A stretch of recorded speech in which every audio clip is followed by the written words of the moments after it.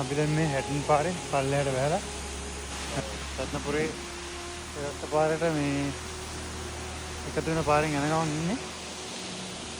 මේ බලන්න මෙතන මේ අපිට ලස්සන දියල්ලක් හම්ුණා. ඒ වගේම තමයි මෙන්න මෙතන මේ තේන ආයෙත් තියෙනවා. ලස්සන වගේම තමයි. ඉතින් මේ වගේ දේවල් බලන්න මේ පරිස්සමෙන් යන්න ඕනේ. මේ වගේ පාරවල්